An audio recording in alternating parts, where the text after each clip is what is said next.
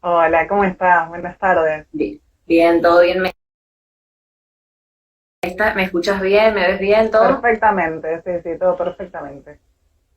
Listo, entonces. Bueno, sí, le estaba comentando a las personas que por ahí se van sumando, que bueno, vos sos periodista e integrante de Mujeres en Tribu, este colectivo de acá de la ciudad de Rosario, y la idea un poquito era contar acerca del significado, ¿no? Del parto respetado, de la violencia obstétrica y demás, y sobre todo por ahí un poquito hablar sobre los derechos de las personas gestantes que en general sabemos que por ahí se vulneran y sobre todo en este contexto no tan particular para llevar por ahí un poco de tranquilidad e información no científica y certera. En primer Sí, tal lugar, cual. en primer lugar te quería consultar para empezar así por dos definiciones, dos explicaciones que por ahí se escuchan, que muchas mujeres por ahí recién lo conocen al momento de estar embarazadas o después, cuando viven ciertas situaciones que por ahí le quedan sonando, decir, bueno, estuvo bien esto que atravesé o no en la sala de partos, que son, por un lado, el parto respetado y por otra parte la violencia obstétrica. Si me podés explicar a mí y a las personas que están viendo un poquito de qué se trata. Sí, claro. Bueno, por un lado tenemos la violencia obstétrica, que la definición está en lo que es la ley 26485, que es la de protección integral a las mujeres. Ustedes recordarán que es donde se definen básicamente todos los tipos y modalidades de violencia. Y allí una, aunque está medio que nadie parece registrarla demasiado, pero está así la violencia obstétrica, que si me permitís leer, porque obviamente tengo mi Sí, machete, sí. la definición que da la ley es que es aquella que ejerce el personal de salud sobre el cuerpo y los procesos reproductivos de las mujeres, expresada en un trato deshumanizado, un abuso de medicalización y patologización de los procesos naturales de conformidad con la ley 25929. Esta última ley que nombra es la que todas conocemos como la ley de parto respetado. Ya cuando nos metemos en el tema del parto respetado abarca un montón de aspectos que tienen que ver con todo lo que es el proceso de gestación, el trabajo de parto, el parto y también el posparto, ¿no? Y el nacimiento, por supuesto, de nuestros hijos e hijas. La ley 25929, la de parto respetado, es muy amplia. Creo que está buena porque cubre prácticamente todos los aspectos más importantes que tienen que ver con todos estos procesos. Y lo interesante también es que ha tenido reglamentaciones tanto a nivel nacional como a nivel provincial, después de que se adhirió a esta ley a nivel provincial, ha tenido reglamentaciones que son todavía más interesantes, ¿no? Porque marcan muy puntualmente algunos detalles, algunas prácticas que son muy habituales en estos procesos y que ya no están más recomendadas. Hay toda una serie de cuestiones que tienen que ver sobre todo con respetar los tiempos fisiológicos y psicológicos de las mujeres, respetar lo que es el proceso de nacimiento. A mí no me gusta tanto la palabra natural porque sabemos que somos seres sociales y culturales y es muy difícil pensarnos hoy en procesos naturales posta, digamos, ¿no? Pero sí la cuestión fisiológica. Hay cuestiones que son fisiológicas y el embarazo y el parto es una de ellas. Y por eso siempre el eje tiene que estar puesto ahí, ¿no? Sobre la no medicalización, la no patologización, que es algo muy habitual, porque desde que el parto pasó a las instituciones de salud, lo que se busca todo el tiempo es la patología, porque las instituciones de salud están preparadas y hechas para la enfermedad. Y esto no es una enfermedad. Entonces, cuando va a la institución de salud una persona que no es enferma, una persona que está sana y que está transitando un proceso fisiológico, ahí es donde entramos en problemas en general. Perfecto. Y si podés comentar algunos ejemplos y demás de cuáles son esas violencias por ahí o las más habituales. Bueno, las más habituales son también las más invisibilizadas, porque también hay que decir que en general la violencia obstétrica es de las modalidades de violencia hacia las mujeres más invisibilizadas. Y lo Sí. más duro, creo, para mí, es que está muy naturalizada para nosotras mismas. hasta, vos lo decías en la introducción, ¿no? Muchas veces descubrimos todo esto al momento de quedar embarazadas, en el mejor de los casos, o luego de haber sufrido violencia obstétrica en el peor de los casos, ¿no? Esto tiene que ver con un desconocimiento justamente de los procesos fisiológicos, ¿no? Un desconocimiento de nuestro cuerpo, un desconocimiento de cómo se produce todo esto. Entonces nosotras desde hace un tiempo con el colectivo venimos destacando la importancia de que todas estas cuestiones se incorporen a la ESI también, que esto nos parece que es sumamente importante para tener desde la primera infancia, desde los primeros saberes sobre salud y sobre nuestros cuerpos, esto que esté incorporado. Después me decías cuáles son las violencias más habituales. Y, por ejemplo, a ver, en líneas generales, tiene que ver con las intervenciones absolutamente innecesarias. Intervenciones que se hacen de rutina y que no tienen ningún tipo de motivo ni justificación médica y que en general no está comprobado por la evidencia científica que traigan más beneficios que riesgos.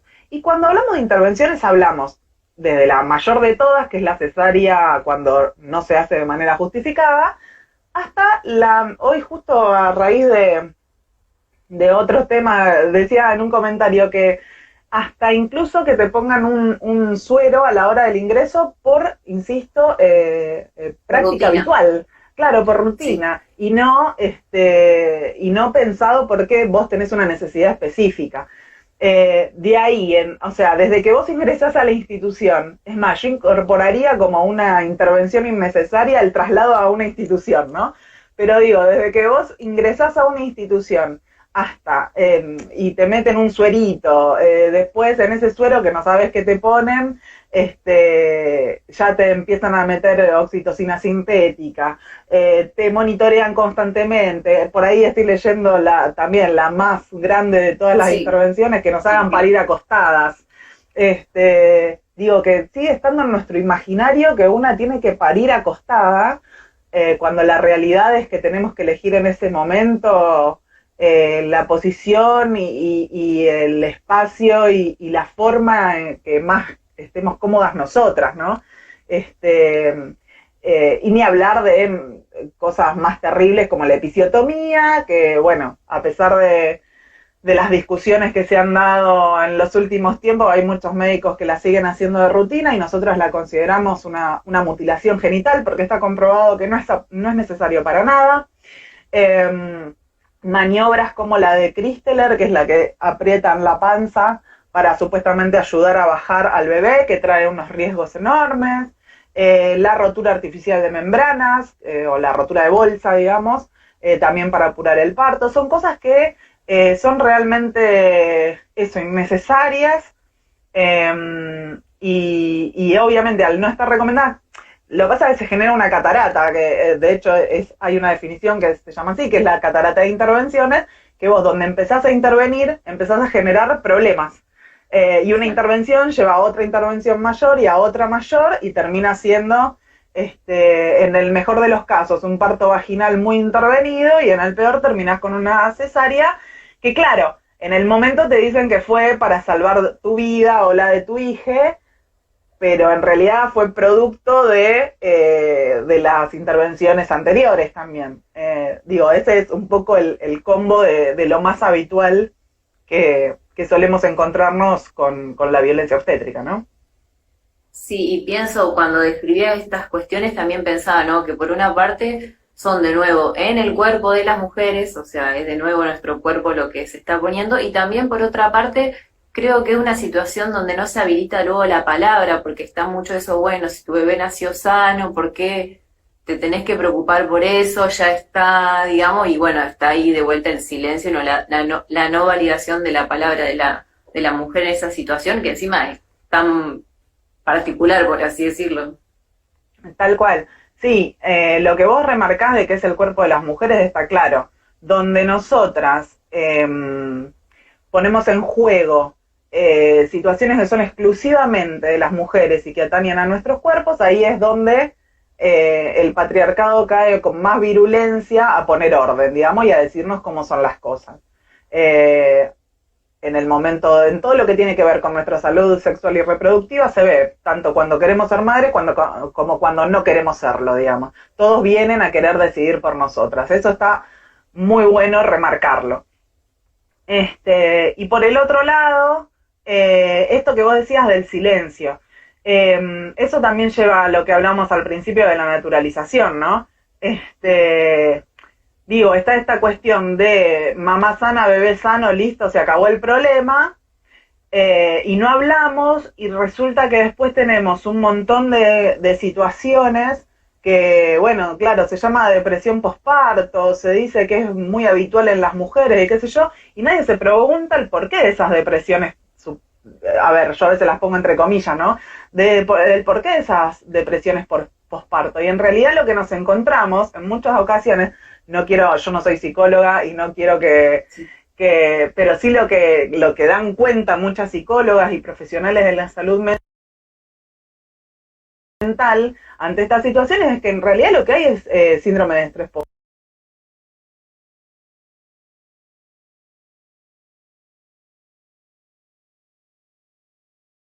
postraumático, la experiencia traumática que se ha vivido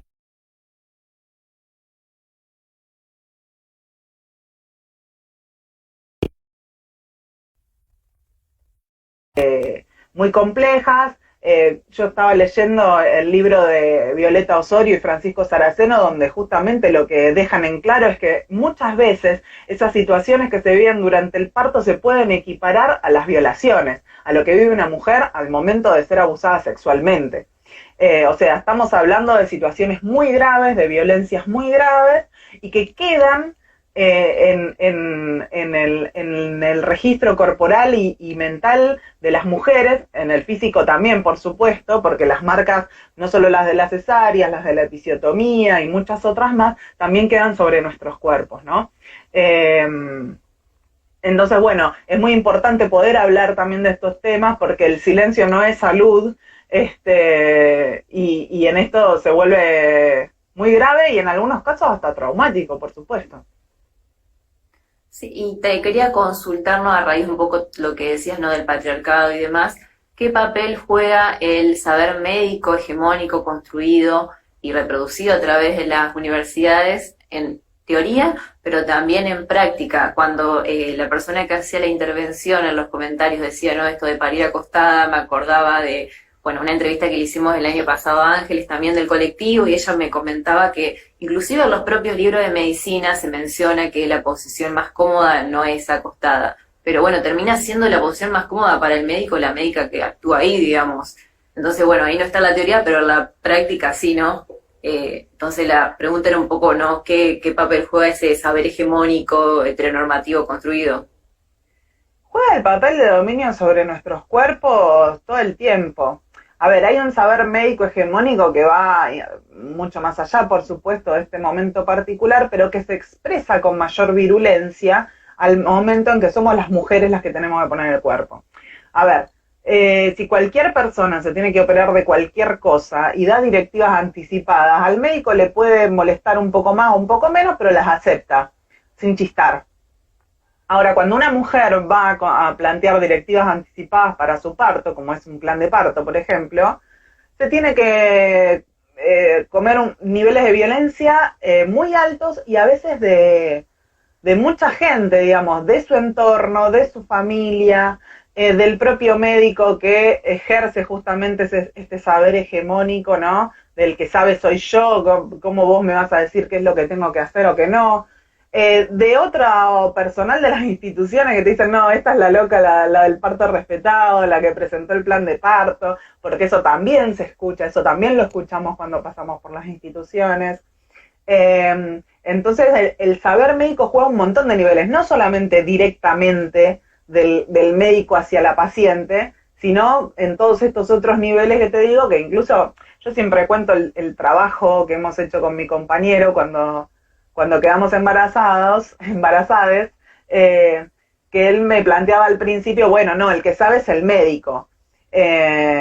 Y cuando tenemos que dar esa discusión a nivel familiar también es complicado. Por suerte, en ese proceso aprendimos y crecimos los dos y y él terminó incluso poniéndose al frente de la defensa del momento de nuestro parto, ¿no? Pero digo, estamos empapadas, como hablábamos también un poco al principio, ¿no? Esto está todo tan naturalizado, esto de que el médico es el que sabe, y resulta que vos vas a hablar y te encontrás con médicos que después, o médicas, que después de que pasaron por la facultad de medicina, no han hecho una actualización, o les importa poco, porque están tan convencidos, ¿no? De sus saberes, de eso que ellos aprendieron y que creen que siempre se va a hacer así, que es imposible a veces debatirlo. Una está todo el tiempo actualizándose cada uno en su profesión, y tiene que aceptar que hay cosas que cambian y hay cosas que además, cuando está la salud y la vida de otras personas, es muy complicado no actualizarse y no ponerse al frente. Hoy por hoy nos está pasando que en el marco de la pandemia se están tomando decisiones que realmente recortan muy fuertemente nuestros derechos al momento del parto, incluso del embarazo también, y tenemos recomendaciones del Ministerio de Salud de la Nación que resulta que nadie conoce. Y es inaceptable que no conozcan las indicaciones que hay para su propia especialidad. Es inaceptable en este momento que suceda esto. Y en todo caso podría haber sucedido la primera semana del aislamiento, sí, pero ya cuando llevamos 2 meses y hay recomendaciones del Ministerio de Salud, hay recomendaciones de la Organización Mundial de la Salud y demás, es inaceptable que sigan planteando algunas cuestiones. En función de eso, y para entrar ya al tema de los partos, ¿no? Y las gestaciones en el marco de la pandemia, ¿cuáles son las directivas tanto de la Organización Mundial de la Salud y del Ministerio de Salud en relación a los partos y nacimientos? Y bueno, también por otra parte, ¿qué es lo que realmente está sucediendo? Bueno, primero hay que destacar que las recomendaciones son en el marco de la pandemia, pero para casos sospechosos o comprobados de infección por COVID-19. ¿Esto qué significa? Que para todas las demás, para las personas sanas, las indicaciones siguen siendo las mismas, ¿sí? Esto es muy importante tenerlo en cuenta porque los derechos siguen estando vigentes, nuestros derechos, la ley, lo que decíamos antes, ¿no? La ley 25.929, la 26.485 siguen estando vigentes, y se tienen que tomar determinadas acciones específicas para los casos en que sí están enfermos, ¿no? Esto es importante destacarlo. Ahora bien, entre varias de las recomendaciones del Ministerio de Salud de la Nación, se destacan, y nosotras destacamos, fundamentalmente 3 cuestiones que tienen que ver con estar acompañadas todo el tiempo. El proceso de embarazo y de trabajo de parto y posparto también, es muy importante que lo atravesemos acompañadas, ¿sí? Siempre por una persona de nuestra confianza. La única aclaración que se hace en estas directivas es que la persona acompañante sea menor de 60 años y que obviamente no tenga ninguna patología previa, preexistente, y que no sea ni sospechoso ni portador de COVID, ¿no? Por supuesto. Pero digo, esa persona tiene que permitirse el acompañamiento, ¿sí? Siempre. Por otro lado, algo que también debería suceder siempre, pero en este caso se han dado muchas situaciones de este tipo, que tiene que ver con no adelantar el parto ni programar una cesárea para prevenir nada. No se puede prevenir ninguna situación, no estamos, por suerte, gracias a las medidas que se han tomado, con los hospitales colapsados, ni mucho menos, ni se espera que se colapsen en el corto plazo, ¿sí? Entonces no es necesario ningún tipo de programación, ni de inducción ni de cesárea. Eso es muy importante tenerlo. Y además, si no están médicamente indicadas las cesáreas, no está comprobado que sea necesario ni siquiera en casos de COVID-19 positivo, ¿sí? Eso también es muy importante saberlo. No trae más beneficios la cesárea en casos positivos de coronavirus. Por último, que mamá y bebé estén juntos, siempre. Esto es muy, muy importante, que no los separen, incluso, insisto, cuando la mamá tiene un positivo de COVID-19. ¿Sí? Las indicaciones son claras, dice que tomando los recaudos, con barbijo, con lavado de manos y demás, hasta se puede amamantar tranquilamente, y lo ideal es que el bebé siempre esté en contacto con la mamá. Esto es muy, muy importante. Entonces, esto nos parece que hay que destacarlo. Después, bueno, sí, lo que decía antes, que recomienda el parto vaginal, siempre que las condiciones obstétricas lo permitan, por supuesto. Limitar al mínimo la presencia de personal en la sala de partos y también en el quirófano. Esto también es muy importante porque estamos acostumbradas a que en general haya mucha gente en estos espacios, digo, entre residentes, enfermeras, etcétera, etcétera, y se termina impidiendo la presencia de un acompañante para evitar el aglomeramiento de gente y después tenés gente que es completamente innecesaria en esos espacios. Entonces también lo que dicen las recomendaciones es que limitemos la cantidad de presencia de personal. Y por último eso, lo de la lactancia materna, que bueno, insisto, con todos los recaudos de ser necesario en caso de que la mamá haya dado positivo, se recomienda siempre la lactancia materna porque recordemos que es como es la primera vacuna, ¿no? No. Entonces es muy importante sostener eso, ¿sí?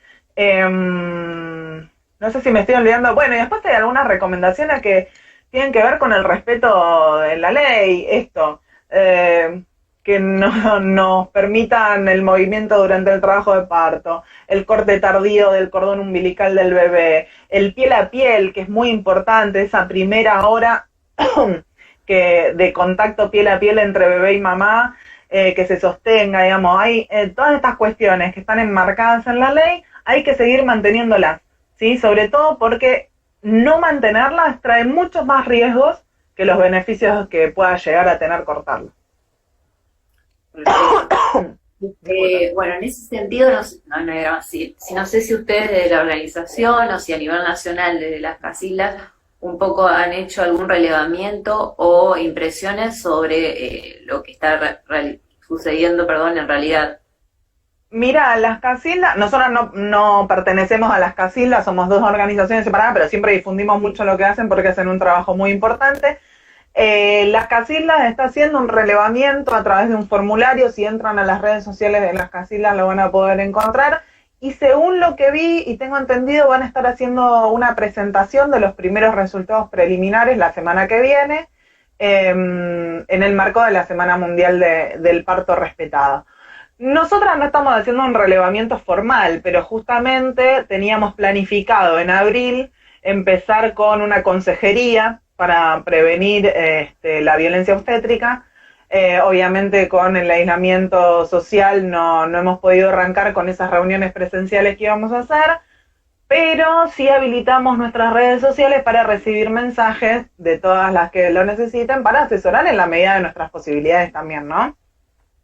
Entonces sí estamos recibiendo, insisto, no sistematizado ni de manera formal, pero sí estamos recibiendo muchas consultas y relatos.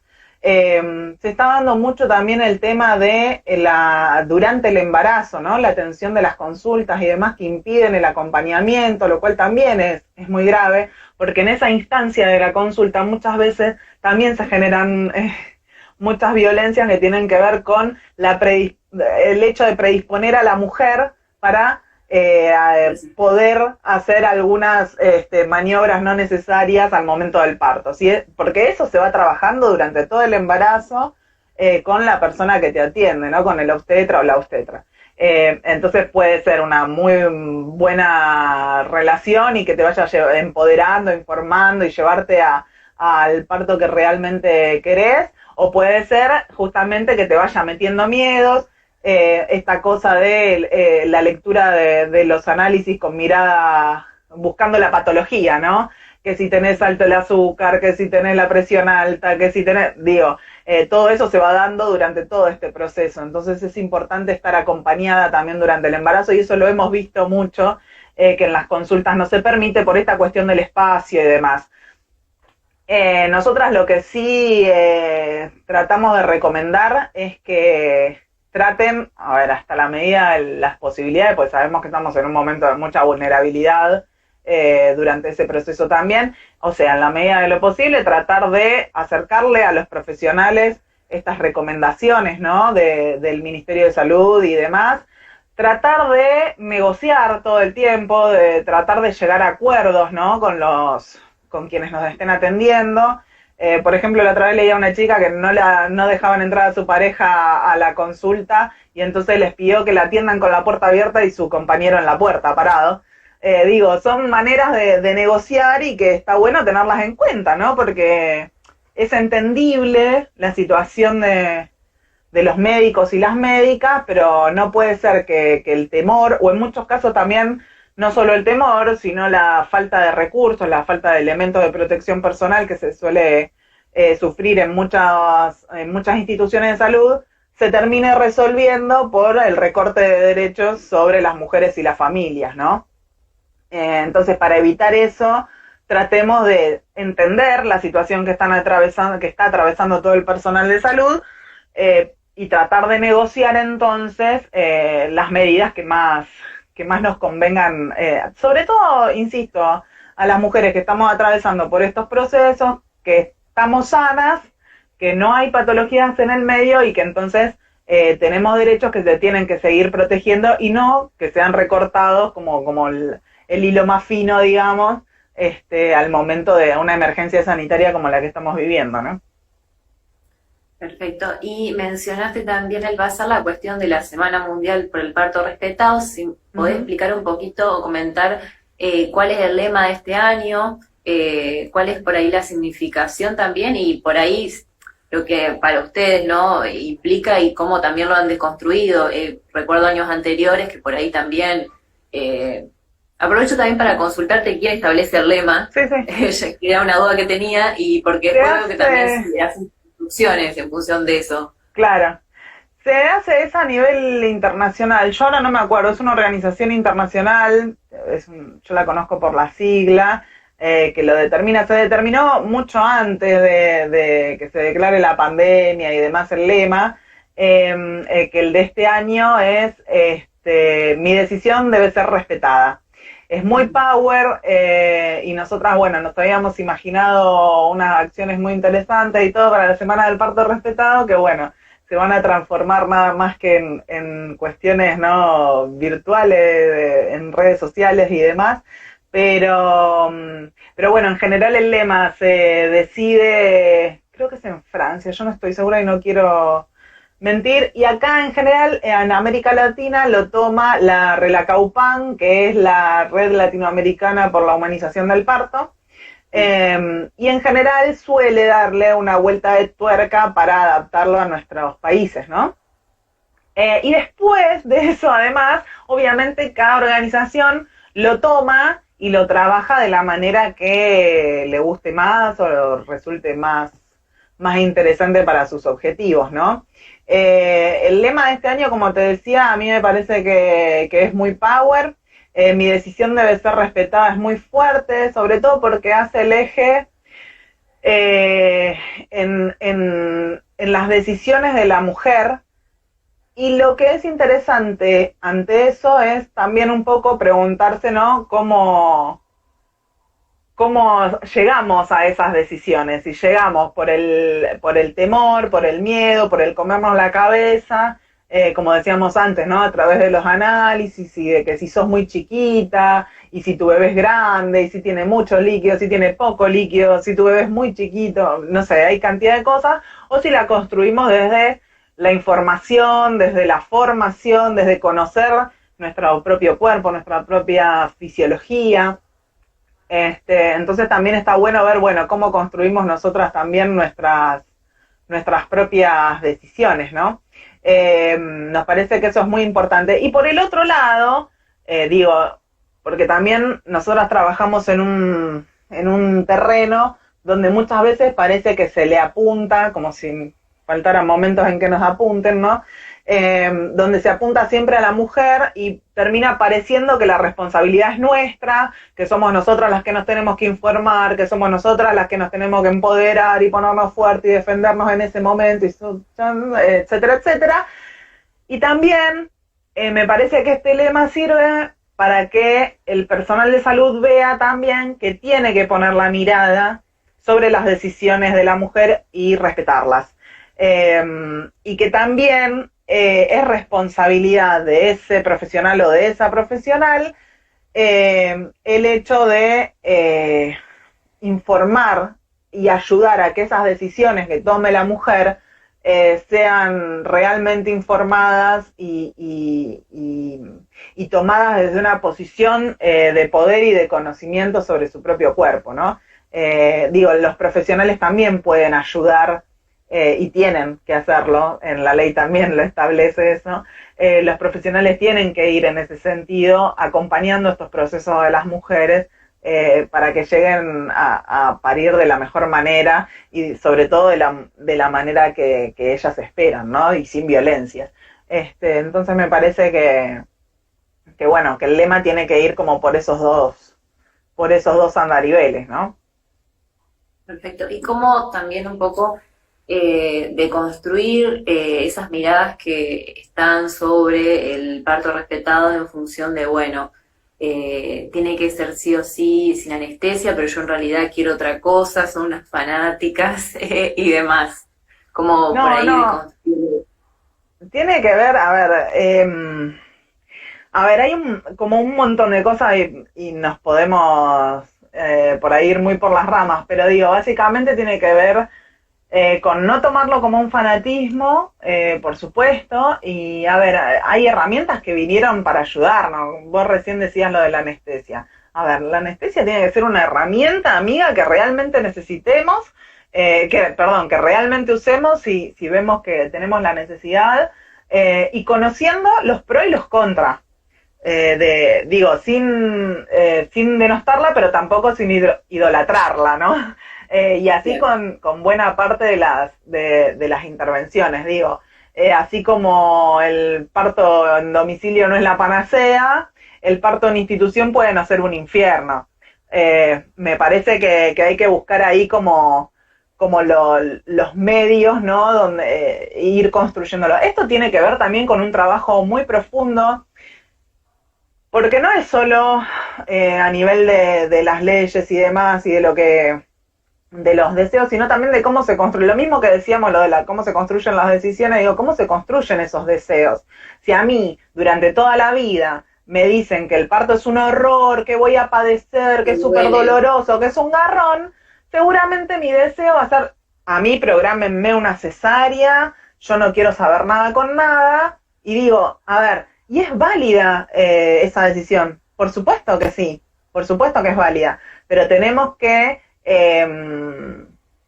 tener en cuenta cómo se conforman esas decisiones, ¿sí? Y tener presente también que una puede claramente elegir una cesárea siempre que tenga toda la información disponible y sepa que no es una pavada. Hay un montón de cuestiones a tener en cuenta para valorar, porque así como no queremos ser las fundamentalistas ni las locas del parto respetado y demás, que me parece que no corresponde, tampoco tenemos que minimizar las intervenciones. Siempre teniendo en cuenta que la cesárea es una cirugía mayor, que tiene un montón de consecuencias, que eleva un montón de riesgos en lo que tiene que ver a la salud perinatal. Entonces tengamos en cuenta, si tenemos en cuenta todas estas cuestiones y tenemos acceso real a la información, porque hay cuestiones, viste, que también una va a una institución porque le toca por la cartilla de la obra social, pero no sabemos, por ejemplo, qué tasa de cesáreas tienen. Entonces, si yo supiera que en tal institución tienen una tasa de cesárea del 70, del 80%, y yo me preocuparía, porque no puede ser que el 70 u 80% de las mujeres necesiten una cesárea, por ejemplo. No puede ser porque no dan los números, porque la tasa de cesárea debería ser muy, muy inferior si se respetaran todas las cuestiones que tienen que ver con la fisiología, ¿sí? Todo lo que tiene, salvo que sea una institución que se especialice en cuestiones de riesgo o en patológicas, ¿no? Entonces me parece que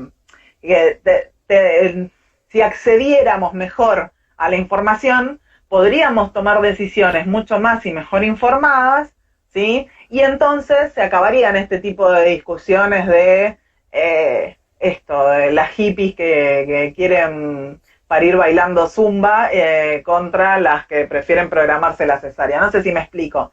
Pero me parece que hay que cambiar un montón de cuestiones de raíz para poder plantear un cambio de paradigma que se está dando, muy lentamente, pero se está dando. Hace, no sé, apenas mi hija tiene 5 años y piquito y yo siento que en estos años, desde que yo parí, han cambiado muchas cosas. A ver, en el día a día nos parece lento, nos parece trabajoso, pero las cosas van cambiando y para bien en este caso. Entonces, bueno, hay que seguir abonando fuerte en este camino, ¿no? Sí, volvemos a la necesidad de la ESI que habías mencionado al principio. Tal cual, tal cual. Y bueno, y el movimiento feminista está haciendo mucho también, porque ahora que nombraste la ESI, por ahí es una de las banderas fuertes. Y creo que reconocernos como mujeres y como sujetas de derechos en líneas generales es obviamente algo que se ha logrado por las luchas del feminismo, sin lugar a dudas. Nosotras venimos a traerles encima al feminismo el tema de la maternidad, que es un tema que ha traído muchos debates, ¿no? Y sigue trayendo muchos debates al interior del propio movimiento de mujeres. Pero bueno, son temas que vamos poniendo de a poquito en la agenda tanto de los gobiernos como del movimiento feminista, porque también es un trabajo que hay que hacer hacia el interior nuestro.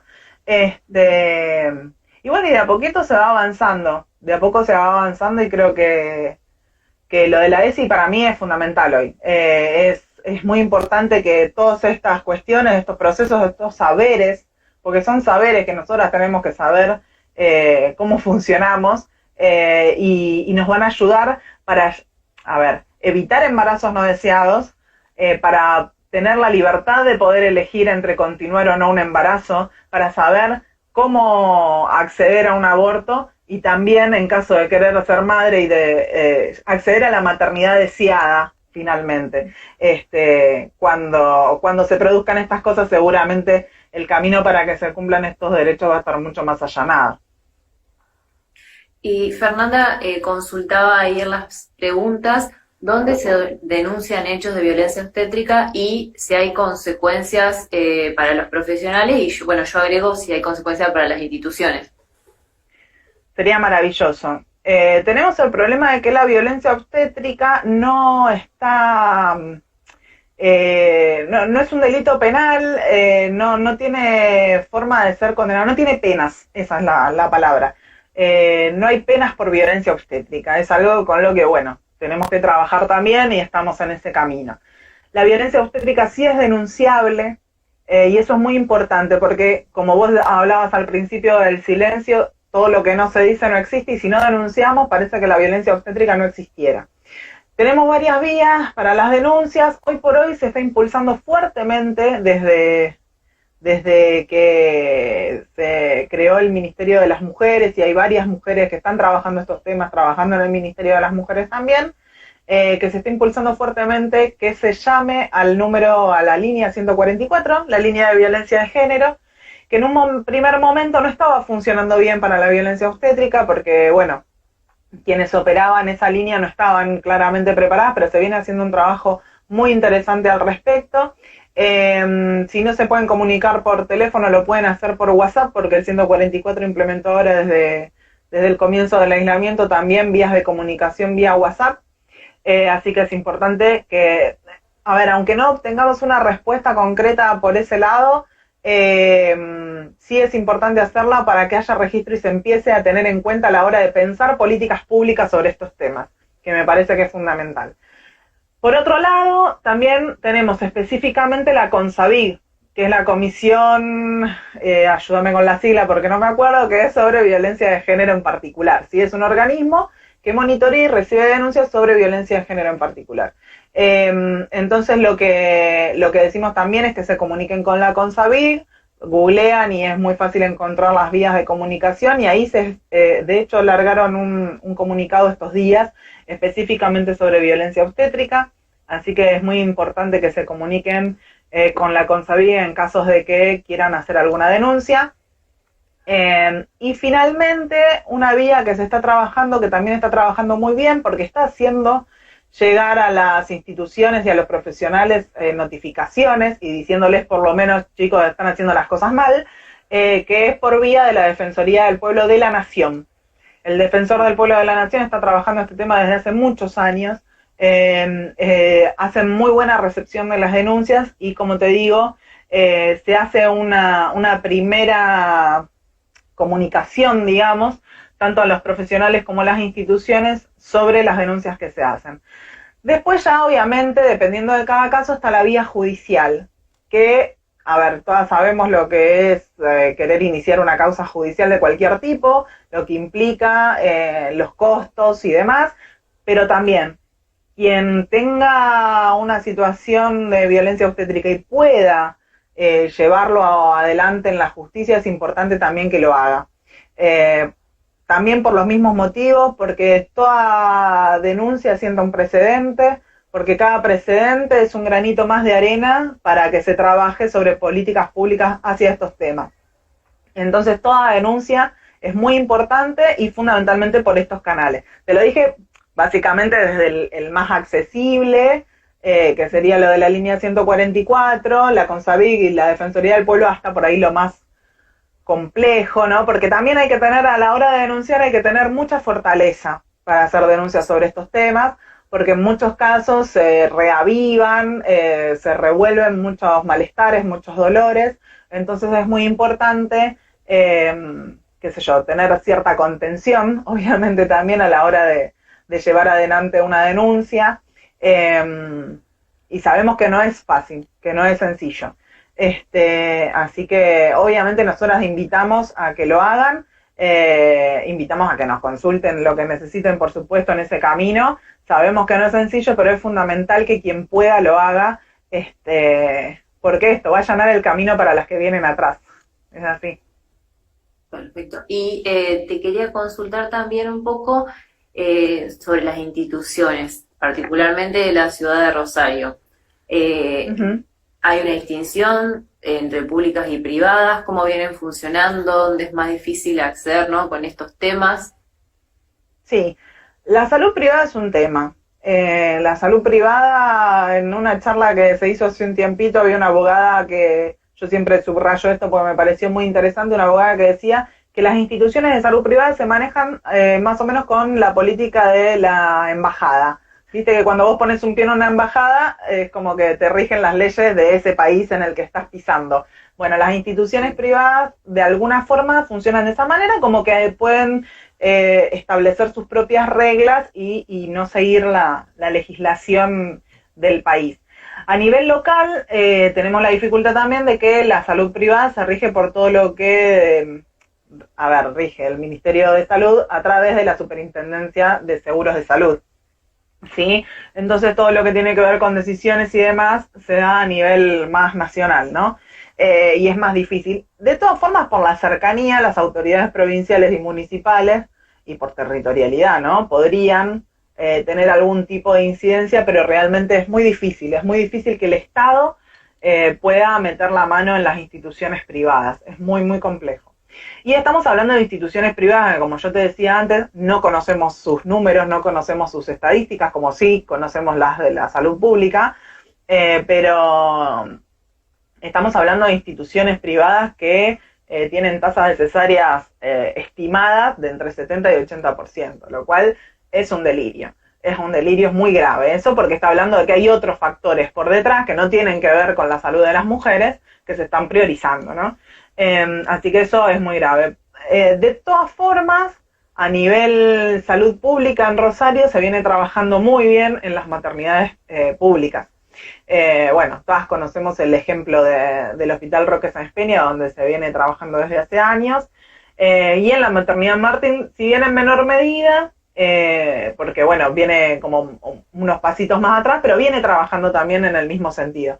En ese aspecto yo quisiera destacar también que desde hace algunas semanas nosotras participamos como colectivo autoconvocado Mujeres en Tribu de un colectivo nacional que engloba a muchas organizaciones que vienen trabajando por todos estos temas, ¿no? Y que venimos trabajando en red, y desde esta colectiva, digamos, nacional, se emitió una nota para presentar a autoridades nacionales, provinciales y municipales respecto de todo lo que tiene que ver con el no cumplimiento de derechos durante la pandemia, ¿no? En el marco de la pandemia, fundamentalmente haciendo eje en la prohibición de acompañamiento y en las cesáreas innecesarias, ¿sí?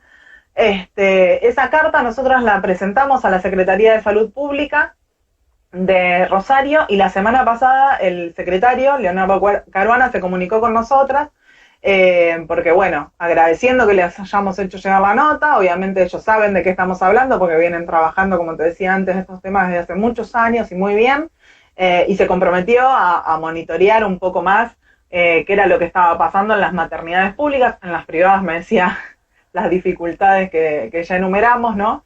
Pero bueno, hay que destacar también que inmediatamente que recibieron la nota se comunicaron con nosotras y que, bueno, iban a tratar de hacer lo posible para que no se repitan hechos como estos, ¿no? De impedir el acceso de acompañantes, por ejemplo, en las distintas instancias de estos procesos de embarazo, parto y nacimiento, ¿no? Me parece que es importante destacarlo. Y eso, se está trabajando bien, pero falta, ¿no? Falta, y además es como que los lugares donde se hacen las cosas bien, tanto en lo público como, digo, hay algunas excepciones en el privado que en realidad no es de instituciones, sino de profesionales que trabajan en una determinada institución, digo, son excepcionales y tenemos que pasar de que sea a que sea al revés. Digo, nuestra pelea es para que deje de ser, que el respeto deje de ser una excepción, digamos, y se convierta en la regla, ¿no? Y que podamos denunciar fuertemente en ese caso los casos excepcionales que constituyen violencia.